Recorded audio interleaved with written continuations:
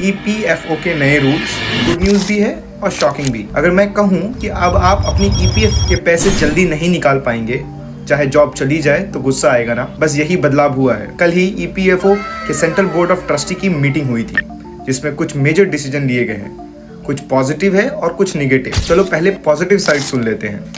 अब partial withdrawal allow कर दिया गया है आफ्टर 12 मंथ। पहले ये रीजन के हिसाब से वेरी करता था, जैसे मैरिज, एजुकेशन या हाउसिंग नीड्स के लिए।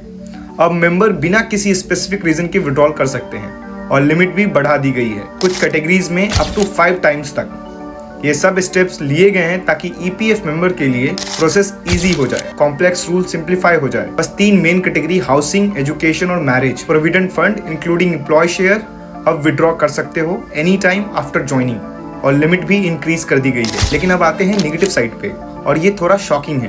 पहले आपकी एम्प्लॉय कंट्रीब्यूशन का 25% अब हमेशा ईपीएफओ में ही लॉक रहेगा। कहते हैं कि इससे आपको ज्यादा इंटरेस्ट मिले, लेकिन इसका मतलब ये भी है कि आपके अपने पैसों पे आपका कंट्रोल नहीं रहेगा, पूरे करियर के लिए लॉक। दूसरा, अगर जॉब छूट जाए तो फुल विड्रॉल अब सिर्फ 2 महीने बाद नहीं बल्कि 12th मंथ के बाद ही पॉसिबल होगा, मतलब अपने ही पैसे के लिए 1 साल का इंतजार।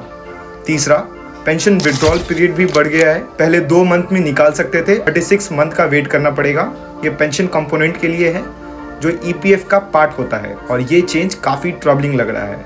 ओवरऑल इन नए रूल्स के बाद टाइमलाइन मैसिवली बढ़ गई है, स्पेशली उन लोगों के लिए जिनके अनएम्प्लॉयमेंट केसेस चल रहे हैं। अगर आपको ईपीएफओ विड्रॉल या इन नए रूल के प्रोसेस में हेल्प चाहिए तो कांटेक्ट करो कानून वाइज।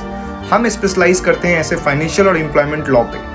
अपडेट समझे ताकि आप अपने राइट को समझो और प्रोसेस दोनों को क्लियरली समझो। ये इन्फॉर्मेशन मिनिस्ट्री ऑफ लेबर के ऑफिशियल प्रेस रिलीज से ली गई है। अपने पेंशन के रूल को समझना जरूरी है क्योंकि इग्नोरेंस के चक्कर में लॉस हमारा होता है। मैं हूं फुरकान फ्रॉम कानून वाइज। मिलते हैं अगले लीगल अपडेट में, तब तक के लिए फॉलो करें कानून wise. Thank you so much.